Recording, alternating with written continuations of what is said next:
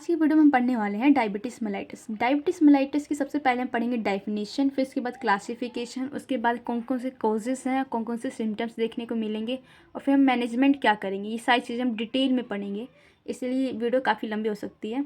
चलो अब पढ़ते हैं। सबसे पहले हम पढ़ेंगे डेफिनेशन। डेफिनेशन क्या होगी? एक मेटाबॉलिक कॉमन मेटाबॉलिक डिसऑर्डर हो जाता है। कब होता है? जब इनसफिशिएंट इंसुलिन का हार्मोन क्या हो जाता है, इनसफिशिएंट हो जाता है हमारी बॉडी में सिक्रीशन। अब ये दो टाइप्स के होते हैं। क्लासिफिकेशन में टू टाइप्स के आते हैं, टाइप 1 टाइप 2। IDDM और NIDM मतलब इंसुलिन डिपेंडेंट और नॉन इंसुलिन डिपेंडेंट। सबसे पहले हम पढ़ेंगे इंसुलिन डिपेंडेंट डायबिटीज़ मेलाइटिस क्या होता है। सबसे पहले से हम बोलेंगे इसका also non is name is type 1 और 5% पॉपुलेशन इससे क्या होता है, अफेक्टेड होते हैं। और जुवेनाइल ऑनसेट डायबिटीज़ होती है, ऑटो इम्यून डिसऑर्डर बोलते हैं। बिलो द 30 जो एज होती है उनसे होती है, ऑटो रिएक्टिव कंडीशन होती है। अब हम पढ़ेंगे डिटेल में। जो सबसे पहले है ऑटो रिएक्टिव कंडीशन, इसको हम समझेंगे अच्छे तरीके से।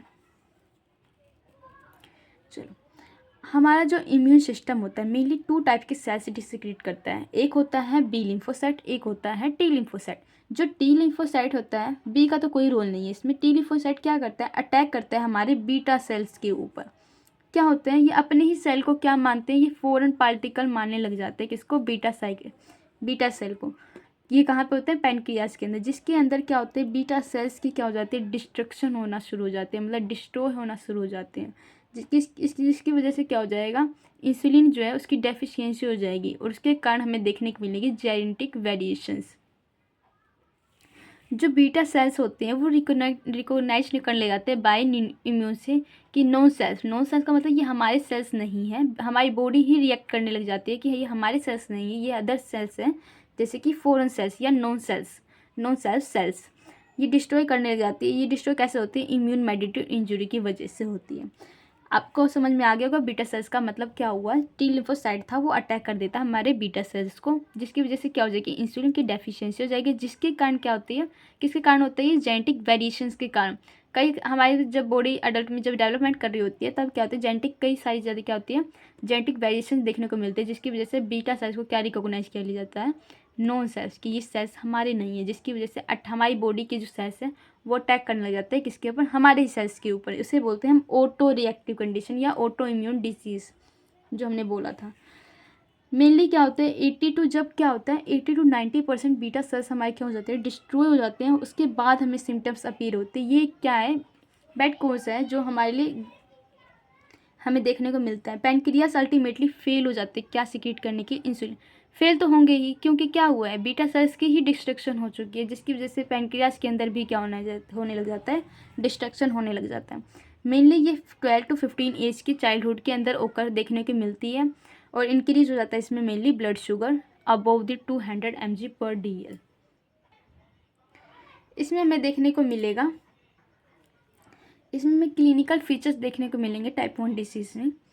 जो मेटाबॉलिक एसिडोसिस है, किसकी वजह से होता है, मेटाबॉलिक एसिडोसिस का मतलब क्या हो गया है, जो पीएच लेवल है वो क्या हो गया, डिक्रीज हो चुका है और एच पॉजिटिव जो आयंस थे वो भी डिक्रीज हो चुके हैं। लॉस ऑफ बाइकार्बोनेट्स मेनली किसकी वजह से होता है, लॉस हो जाते हैं किसके, बाइकार्बोनेट्स जो होते हैं वो एक्सेस अमाउंट में क्या हो जाते हैं, लॉस हो जाते हैं, जिसकी वजह से हमें देखेंगे। फिर उसके बाद हम ड्यू टू लॉस ऑफ ज़्यादा ही एक्सेस अमाउंट में क्या हो जाएगा, बाइकार्बोनेट हो जाएगा सिक्रेट, उसकी वजह से क्या होता है हमें देखने को मिलेगा मेटाबॉलिक एसिडोसिस। ये आगे वाले चैप्टर में हम पढ़ेंगे।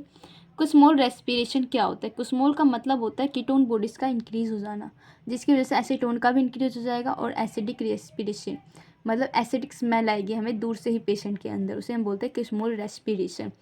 लॉस ऑफ सोडियम तो होगा ही, जब बाइकार्बोनेट्स का लॉस हो रहा है तो सोडियम का भी क्या होगा, लॉस होगा। हाइपर कैलेमिया, सोडियम का लॉस ज़्यादा हो रहा है तो पोटेशियम का रिटेंशन क्या होगा, ज़्यादा, मतलब सोडियम ज़्यादा बाहर से निकलेगी बॉडी से और पोटेशियम क्या होगी, कम निकलेगी, और उसकी वजह से पोटेशियम का जो होगा लेवल होगा हमारी बॉडी के अंदर वो ज़्यादा इंक्रीज हो जाएगा, जिसके हम बोलते हैं हाइपर कैलेमिया। कोमम जा सकता है, इम्बैलेंस हो जाता है हमारी बॉडी का ग्लूकोज, जिसकी वजह से ब्रेन को हमारी ग्लूकोज नहीं पहुँच पाता है।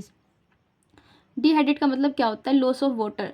स्वेटिंग क्या हो जाती है, एक्सेस अमाउंट हो जाता है, जिसकी वजह से लॉस ऑफ वाटर हो जाता है, जिसमें हमें क्या देखने को मिलता है, डिहाइड्रेशन मिलता है। रिड्यूस बफर कैसे रिड्यूस होगा, Na का इंक्रीज हो गया बॉडी से आउट होना और के पोटेशियम का क्या हो गया, रिटेन हो गया हमारी बॉडी के अंदर। ये सारे क्लिनिकल फीचर्स हैं, इन सबको याद कर लेना।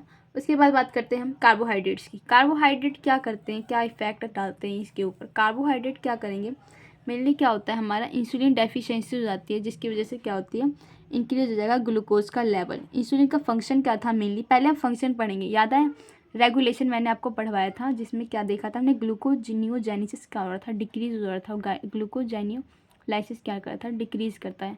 ये क्या करवा रहे थे, जो ग्लूकोनियोजेनेसिस है ये भी इंक्रीज करवाएंगे, ये भी क्या करवाएंगे, इंक्रीज करवाएंगे ग्लूकोज के लेवल को, और ये भी क्या करवाएंगे, इंक्रीज करवाएंगे।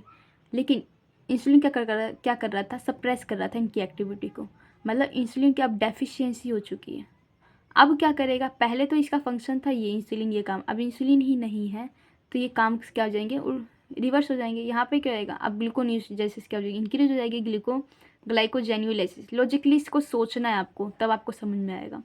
जो ग्लूकोनियोजेनियोलाइसिस है वो भी इंक्रीज हो जाएगी, जिसकी वजह से क्या होता है, ब्लड के अंदर ग्लूकोज का लेवल क्या हो जाएगा, इंक्रीज हो जाएगा।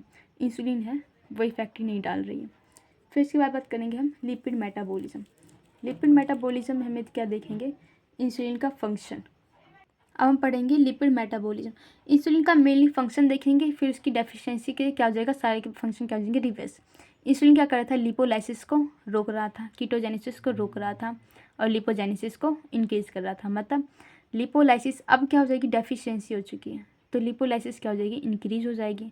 मतलब फैटी एसिड क्या हो जाएंगे, एक्यूमुलेट होना हो जाएंगे हमारी बॉडी में, तो क्या हो जाएगा, ओबेसिटी हो जाएगी बॉडी के अंदर। कीटोन बॉडीज़ क्या हो रही थी, यहाँ पे डिक्रीज हो रही थी, यहाँ पे क्या इंसुलिन है ही नहीं तो वो वर्क कोई करेगा ही नहीं, तो कीटोजेनेसिस का जो है, कीटोन बॉडीज़ का प्रोडक्शन इंक्रीज हो जाएगा, जिसकी वजह से हम क्या होता है, कीटोजेनेसिस होना शुरू हो जाती है। लिपोजेनेसिस का डिक्रीज हो जाएगा। लिपोजेनेसिस का मतलब क्या हो रहा था, फैट का क्या करना, फॉर्मेशन करना। उसके बाद है ग्लूकोज लेवल क्या हो रहा था, इंक्रीज हो जाएगा, और कीटोन की वजह से, कीटोन बॉडी की वजह से, कुछ मोल रेस्पिरेशन किसकी वजह से हो रहा है, कीटोन बॉडीज़ की वजह से। और डायबिटीज़, कीटो एसिडिटीज हमें देखने को मिल सकता है इसमें। टाइप 1 आपको क्लियर हो गया होगा। अब हम पढ़ेंगे टाइप 2 डायबिटीज़ मेलाइटस। ये कितने परसेंट, 80 to 90% पॉपुलेशन इसमें अफेक्ट हो रही थी। उसमें कितनी हो रही थी, 5% पॉपुलेशन अफेक्ट हो रही थी। अडल्ट ऑनसेट डायबिटीज़ है, मतलब above the 30 years age old people जो हैं उनको हो सकता है।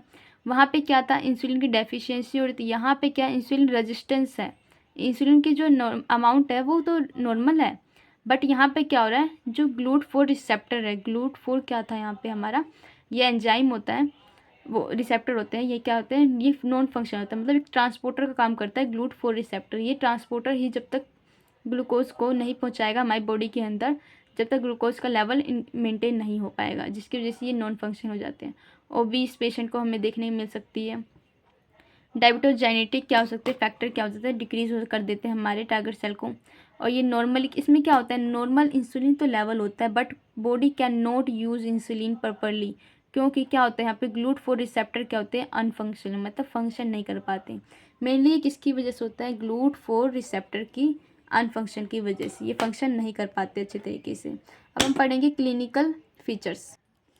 इसमें क्लिनिकल फीचर मेनली जो देखने को मिलेगा हमें, hyperosmolar non ketotic coma. ये कैसे होता है, पढ़ते हैं। हाइपर ग्लाइसीमिया हो जाएगा, मतलब ग्लूकोज का लेवल इंक्रीज हो गया है, और ओस्मोटिक डाययूरेसिस जो था वो भी इंक्रीज हो चुका है।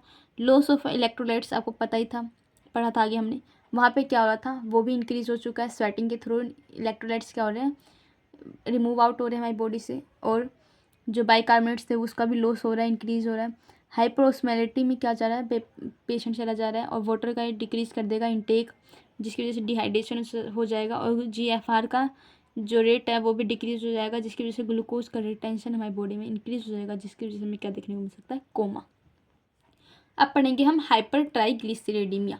ट्राइग्लिसराइड जो थे उनका क्या हो जाना, हाइपर में क्या होना, एक्यूमुलेट हो जाना, जिसको हम बोलेंगे हाइपर ट्राइग्लिसरीडीमिया। फैटी एसिड क्या होंगे, कन्वर्ट हो जाएंगे एसिटाइल कोए में, जिसमें देखने को हमें मिलेगा ट्राई असाइल ग्लिसरॉल का अमाउंट इंक्रीज हो जाएगा, जिसकी वजह से एथेरोस्क्लेरोसिस हो सकता है, और हाइपर ग्लाइसरीडीमिया हो ही रहा था। और VLDL ग्लाइकाइलोमेट, मतलब वेरी लो डेंसिटी लिपोप्रोटीन, इनके अमाउंट क्या हो जाएगा, इंक्रीज हो जाएगा, जिसकी वजह से हाइपर कोलेस्ट्रोलीमिया हो सकता है, मतलब कोलेस्ट्रॉल का लेवल इंक्रीज हो जाएगा। आर्थरो में क्या हो जाएगा, नैरो हो जाएंगे हमारी ल्यूमिन जो होती है वेसल की, ब्लड वेसल्स की, वो ल्यूमिन जो है वो नैरो हो जाएगी, और इसमें क्या होगा, हाइपर ट्राइग्लिसरीडमी ट्राइग्लिसराइड जो थे उनका एक्यूमुलेशन हमारी बॉडी के अंदर इंक्रीज हो जाएगा, ज़्यादा अमाउंट में जाएगा। फिर देखेंगे हम कि फैटी एसिड जो है एसिटाइल कोई में चेंज हो रहा था, तो ट्राइग्लिसरॉल जो था वो इंक्रीज कर रहे थे और कीटोन बॉडीज़ का भी इंक्रीज हो रहा था। कीटोन बॉडी से क्या बन रहे थे, कीटोसिस, और ट्राइग्लिसरॉल से हम क्या हो रहा है, कोज हो रहा है ओबेसिटी। देन उसके बाद है प्रोटीन मेटाबॉलिज्म। प्रोटीन मेटाबॉलिज्म में क्या होते हैं, ब्रेक डाउन हो रहे थे किसमें, अमाइनो एसिड के अंदर। उसके बाद क्या देखने को मिलता है, हमें 3P देखने को मिलता है, पॉलीडिस्पिया और polyphagia and polyuria. Glucogenic amino acid glucose formation increase हो जाता है, ब्लड ग्लूकोजेनिक जो अमाइनो एसिड है वो ज़्यादा ग्लूकोज का फॉर्मेशन करने लग जाते हैं, जिससे उसकी 3 फेज में पॉलीफेजिया का मतलब क्या होता है, पॉलीयूरिया का मतलब जब क्या हो जाता है, इंक्रीज अमाउंट में क्या हो जाती है, यूरिन का सिक्रेशन होने लग जाता है, इसीलिए हमने बोला।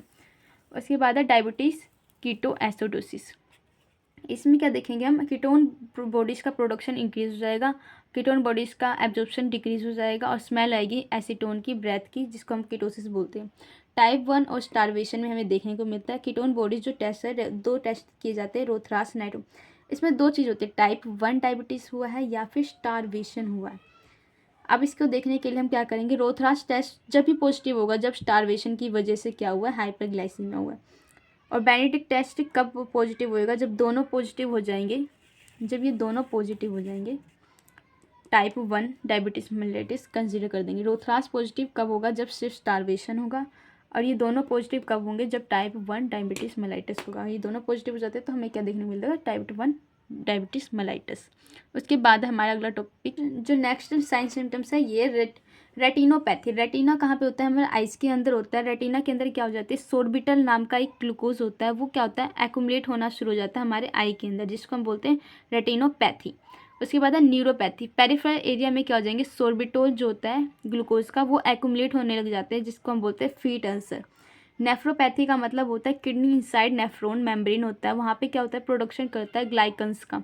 ग्लाइकन क्या होते हैं, बॉडी में क्या वो मेम्ब्रेन पे क्या हो जाते हैं, एक्यूमुलेट होने लग जाते हैं, जिसको हम बोलते हैं नेफ्रोपैथी। और डायबिटीज क्लाइसिस भी बोलते हैं इसको। लैब इन्वेस्टिगेशन क्या करवा सकते हैं, RBS चेक करेंगे, random blood sugar, fasting blood sugar, post prandial blood sugar, कब कब कितना अमाउंट होना चाहिए। इसमें क्या करवाएंगे, लैब इन्वेस्टिगेशन। जो FBS हमारा होना चाहिए बिलो दी 100 mg/dl होना चाहिए, और इम्पेयर्ड में हमें कितना मिलेगा, बिलो दी 126 mg/dl, और डायबिटीज़ में 126 mg/dl अबव होना चाहिए। पोस्ट प्रेंडियल में below the 140 mg/dl, above the 140 mg/dl। Impaired glucose tolerance में अबव दी 200 mg/dl। यहाँ पे हम क्या मैनेजमेंट कर सकते हैं, मेनली क्या करवाएंगे, डाइट को क्या करवाएंगे, इम्प्रूव करवाएंगे, वेट को लॉस करवाएंगे, लाइट मील देंगे, लो सैचुरेटेड फैट देंगे, और जो अनसैचुरेटेड फैट होते हैं उनको ज़्यादा देंगे, पूफा का इंक्रीज करेंगे वही। उसके बाद है लो कैलोरीज देंगे, और हाई प्रोटीन और हाई फाइबर का ज़्यादा डाइट देंगे। उसके बाद है हाइपोग्लाइसेमिक ड्रग कौन से हैं, सल्फोन्यूरियास और गुआनाइट्स, और IV इंसुलिन देंगे, और पोटेशियम के सप्लीमेंट्स देंगे। उसके बाद सोडियम बैलेंस करेंगे, और बाइकार्बोनेट IV रूट से हम देंगे। आई होप आपको ये वीडियो अच्छे समझ में आई होगी। लाइक करें, सब्सक्राइब करें।